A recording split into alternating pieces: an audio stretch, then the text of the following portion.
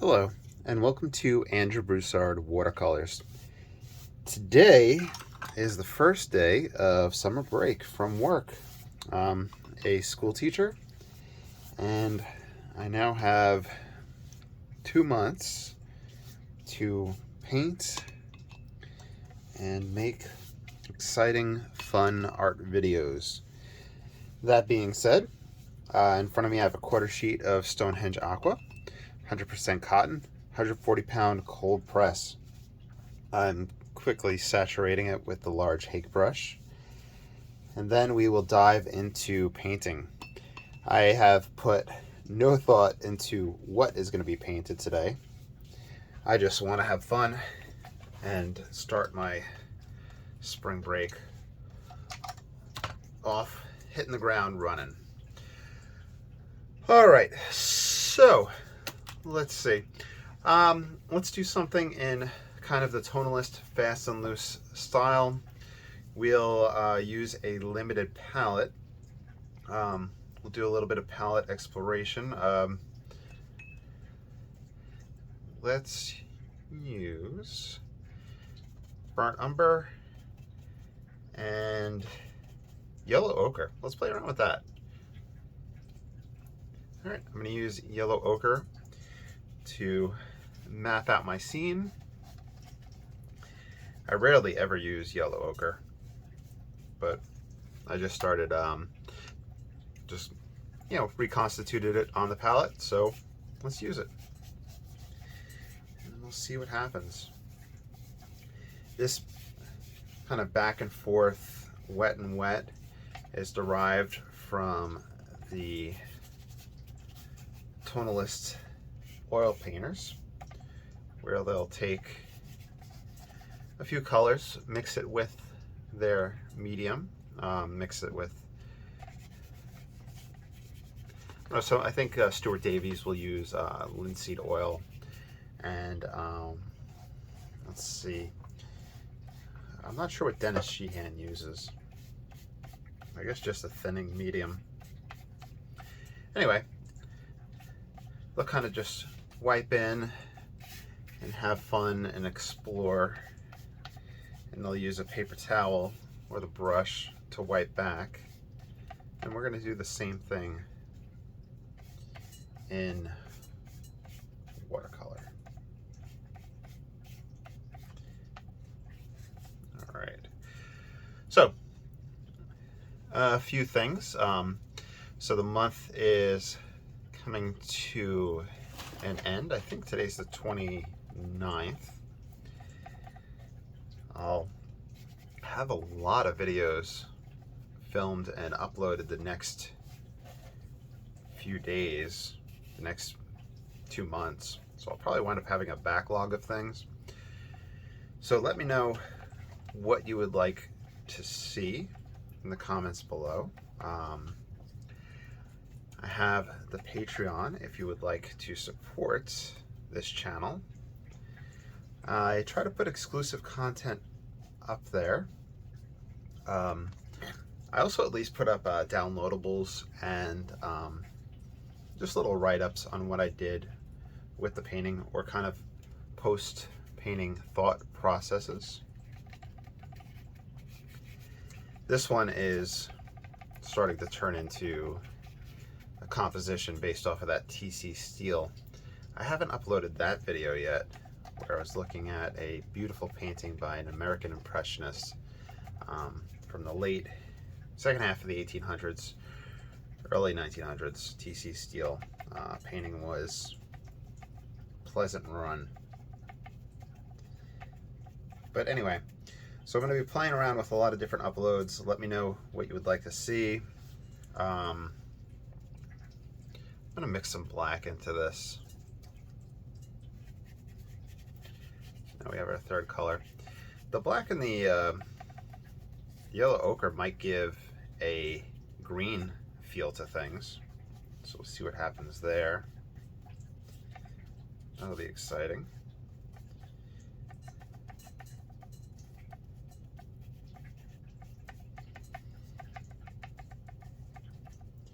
So I think it's a lamp black that I have on the palette.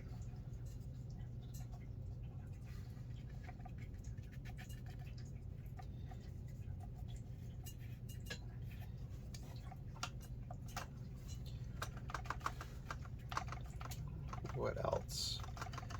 I have some different brushes, different mediums that I want to film and explore. I picked up some Conte crayons, some different charcoal pieces, and some toned paper. So there'll be those videos. I think my thought process is this, and I'm just developing my darks while I kind of blab. You'll see the trees being developed. So my thought process is this, with the summer break, I have a lot of time. I don't have kids or anything like that, so I have, you know, free time to myself. I want to at some point I would like to go visit some family and friends up in New York, so hopefully that happens. That's where I grew up. I live down in Louisiana, but I was just pricing out plane tickets. It's a little pricey, we'll see. But art is definitely at the forefront of my summer plans. And somebody had asked in the comments, I haven't got a chance to get around to answering some YouTube comments lately, but now that I have the time, I'll be able to respond. Asked how much art I do in a day, how much time I spend. Well, I spend maybe a half hour to an hour a day whenever I'm painting. I don't have the stamina for an 8-hour day of painting, and that's what summer break opens up to, you know, having that time. So in my living room, I want to have my Conte and my charcoal set up and prepared, and kind of sit down, relax, have some tea, sketch and explore those mediums, and try to push those in the tonalist aspect, play around with the minimalist palettes that's possible with the basic Conte sets, and explore textures, tonal values, etc. So that's kind of the game plan, to spread out the art amongst various mediums so that I don't become burnt out from just painting. I'll film some oil videos this summer, and whenever I do oil, I haven't used the paper towel at all to add any texture and go back. Let's do that now. So I'm blabbing a lot, I apologize. The back and forth with a paper towel can help you lighten and give you a tonal variety and texture with this wet and wet application. It helps prevent just kind of flat masses of color and tone. It adds interest. It does pull water out of those spots, but I can add water right back in with the hake. At no point during this painting have I added more water to the hake brush, so that really just shows how much water and control you can wind up getting with the hake. And this is an aged hake brush, a Ranson one that's about 4 years, 3 years of use on it. It's a bridge that shows through in this scene. This is just from memory of the TC steel painting. Okay. So yeah, the only concern is, you know, becoming burnt out on painting. So I'll have the oil, I'll have the Conte, I'll have the charcoal. I have metal point and silver point that I still haven't introduced onto the channel. I want to introduce you all to that medium, which is like really cool medium. and gives me more time darkroom wise this summer. It's kind of like once you set up the chemicals, you want to really get your time in. And there's the alternative process that I explored, the cyanotypes and the Van Dyke process, and then the toning of those, which there was a really nice reception to them. People really enjoyed them. They are tedious processes, those two, but now I'll have more time.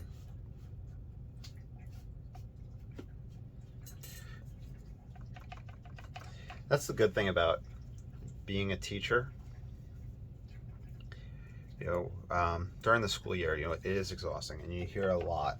And this is probably something you hear a lot from teachers that where the school year is exhausting, and a lot of people complain like, oh, well, you have time off during the summer, so you get to enjoy that. And that's absolutely correct. We get a lot of time off, and you could just see like the burnout taking place amongst my coworkers, just teachers worldwide, or nationwide. It's just exhausting. But that being said, I chose to go into the teaching field.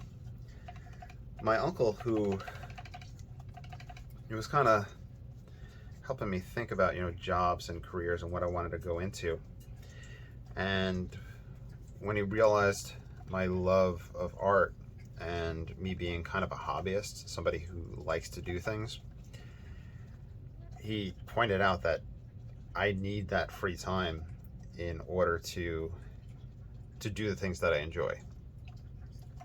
That I can't work a job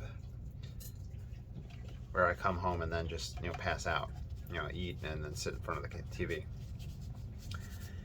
And there's no fault in that. It's just something where I just wouldn't be able to mentally handle that. I don't know if I'm explaining that correctly. So for the meager pay that teachers receive, it's worth the trade-off to have this time to do this, to paint. Because I could probably get a job in the oil field. My degrees are in mathematics and physics. This is just a blabbing video. My degrees are in mathematics and physics, and I could get a job in the oil field, or go back to school, do something else, but I wouldn't be happy.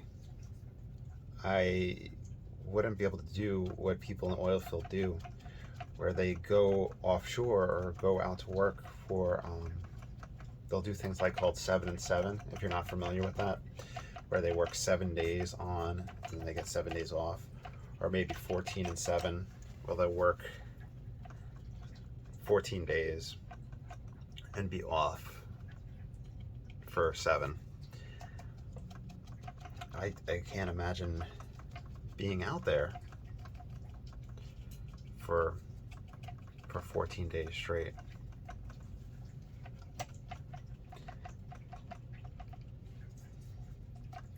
That's a big sacrifice that people do in the oil field and jobs along those lines,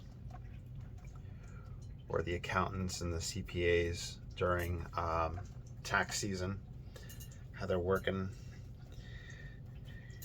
90 hours a week to meet all the deadlines of tax season.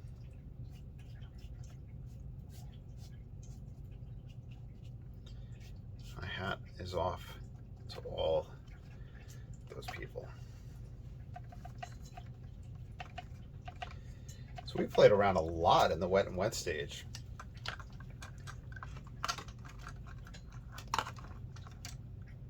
I'm looking for a nice little rigger brush.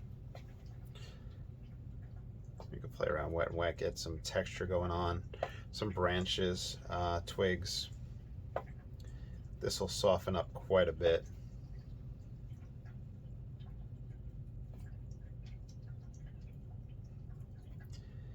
I'm kind of just going in willy-nilly.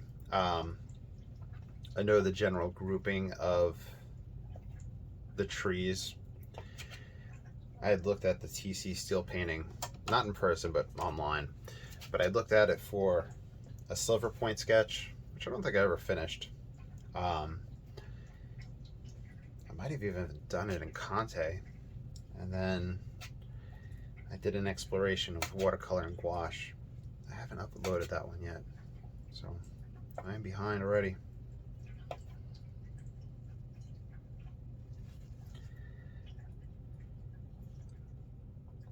But just looking at the masters is so important. You really see their brush strokes, their approaches, their tonal values, their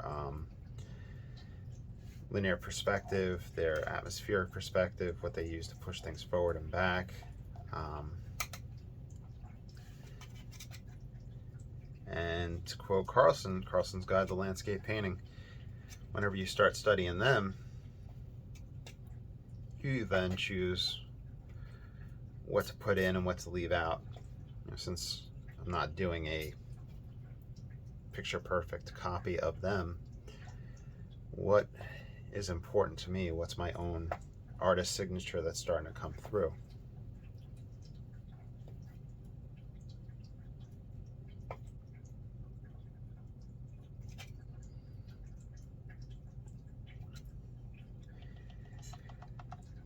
I have this one old art book,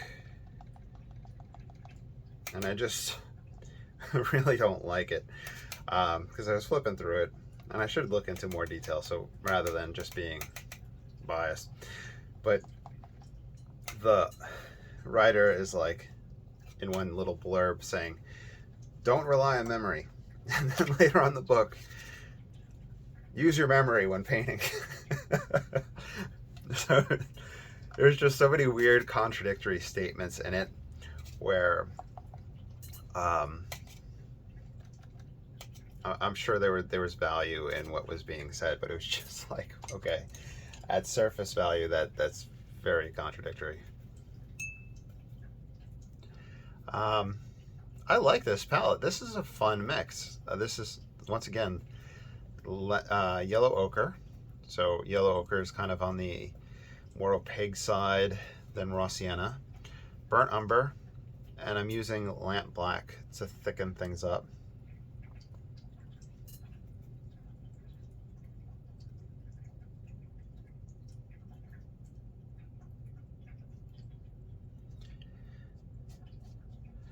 Ooh, another thing that I ordered, some watercolor pencils to play around with those, kind of sketch out and then push things around from there. So I dropped some cash on different art supplies.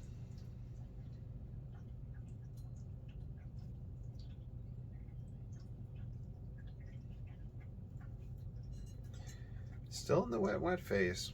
A lot that can be done in this one. This isn't even looking at the original painting, just playing from memory and just developing. Just mixing those darks.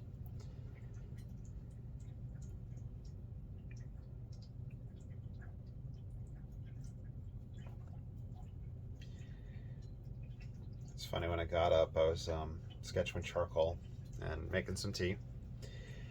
And Hammy was trying to get in my lap.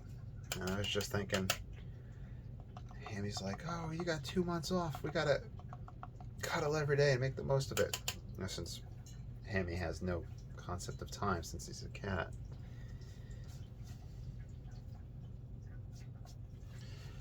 Let's lift a bit of on the edges.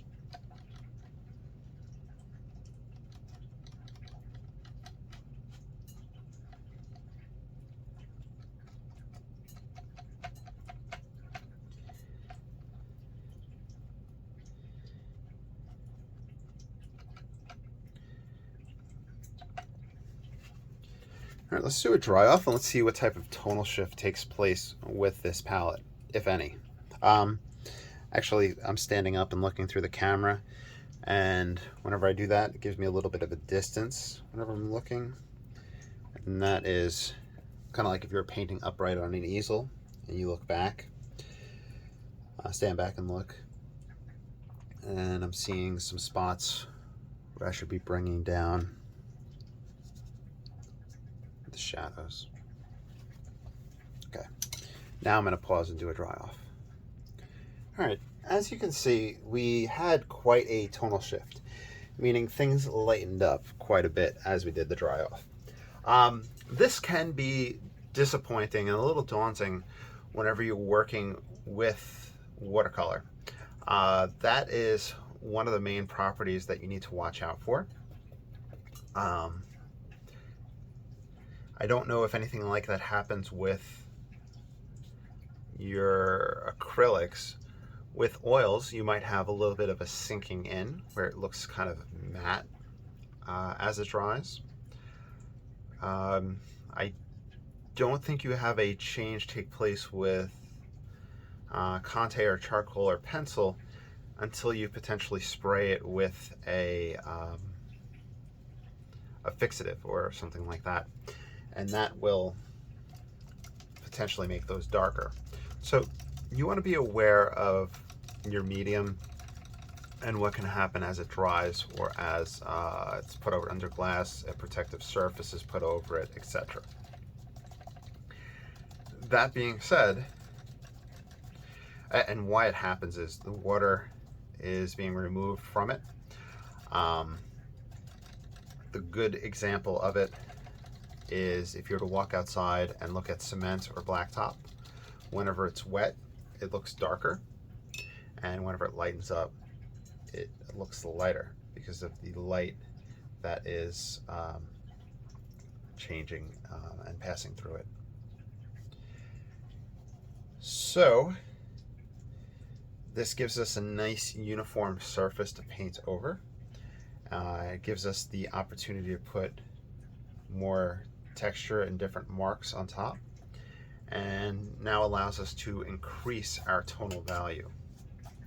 So don't be upset when it happens, but be aware that it happens, and eventually you will plan for it and approach it knowing that that'll happen. An example of that is written in the text of Ranson, where he would talk about putting a large quantity of Payne's Gray in the sky, and people would watch and gasp because of how much he was putting in. And then when it dried, you could see how it subdued. So that is, and I'd hate to say one of the secrets to watercolor, because there really should be no secrets to art. And James Fletcher Watson, one of my favorite artists, and wrote some of the best books on watercolor painting, had a title, Secret of Watercolor.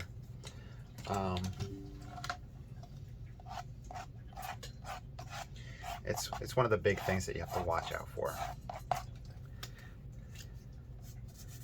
I haven't played around enough with gouache to know if it would happen within gouache. It probably does to a little bit of extent.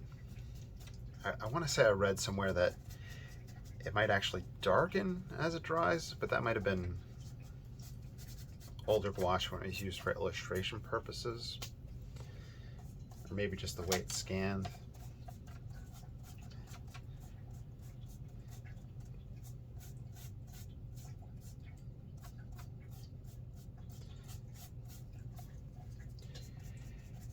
And try not to pass over exactly where I'd painted the background trees. This gives us the opportunity for depth.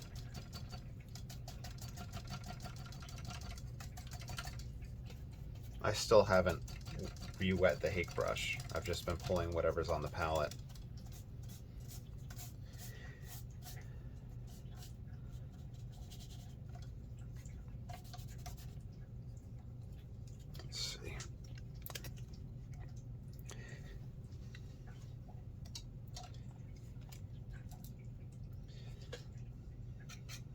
Grabbing the number 1.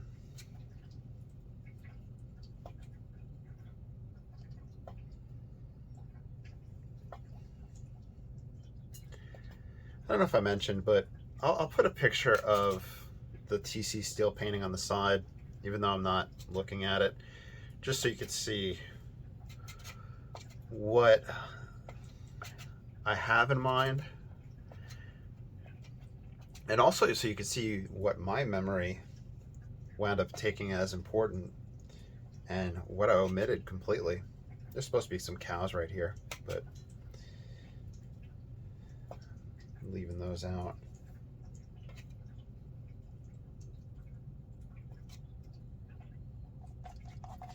And the contrast is so awesome in the original painting, just going from that white to the deep blacks.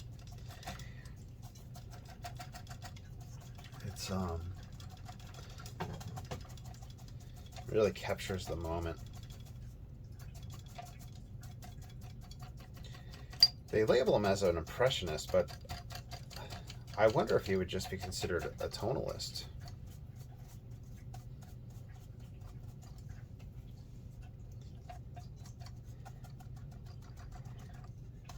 There was a movement that he was a part of.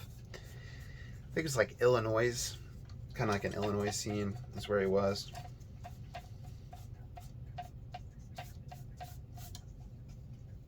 And just to blab a little bit, so 1800s, there was a lot of, hiding the brushstroke, very picturesque, beautiful scenes being painted. Thomas Cole, all those fun painters that I can't think of off the top of my head. Grabbing a little bit of water just so I can pull a bit more off. Hey, Hammy. I know you want to see the painting. Then, as you move to the second half of the 1800s, you have your Impressionists, you have the, he's trying so hard to hide from my lap. Let me grab him. All right, buddy, go on. There we go. All right, so in the second half of the 1800s, you have a lot of the brush strokes, you have kind of the different application of the pigment. You have your Impressionists, which were high key. You have your Barbon Zone movement out of France, which I think inspired your tonalists in America, which is kind of more low key. The tonalists were capturing scenes that may or may not have existed. It was more the fleeting memory of it. So a lot of stuff going on that time period. And it was so weird looking at the art books of the history of watercolor in Britain, where watercolor was used for topographical purposes, like mapping out scenes, painting estates, I think military purposes, etc. Probably used with ink. And they were kind of preparatory sketches, etc. And then from there, it moved into a medium of its own, and where it started almost mimicking oil paint. And people were getting fussy about that. So it's weird how watercolor tightened up and oil paints loosened, essentially, I guess, during that time period, if you think about it.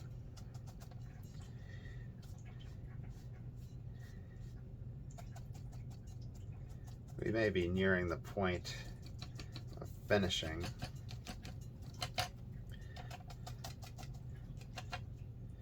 I am going to have to sign this one saying that it's after TC Steel.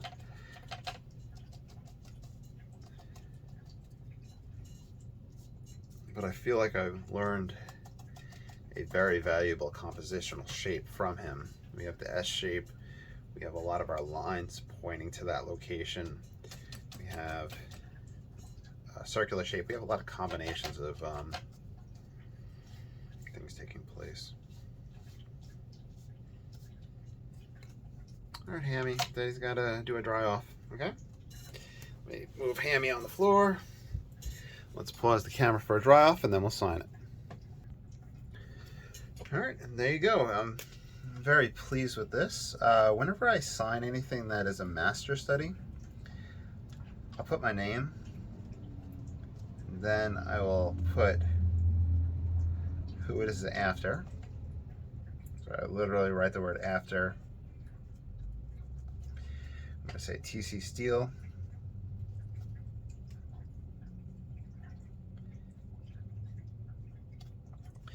And then we say the name of it. It was Pleasant Run.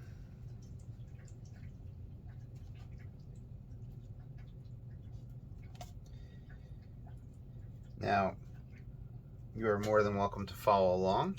Anything I do, you are more than welcome to sign your name to, and you have my express permission to sell anything you do when you follow anything that I paint. I want you guys to be successful and have fun and have cash money for art supplies. You know, art supplies are expensive, paper is expensive. If you want to support this channel, please like, subscribe, follow. I do have ways for you to donate down below. I have the Etsy, etc. So if you would like to do that, feel free. The Patreon. And yeah, I will be back with more content. And I will talk to y'all soon. Have a great day.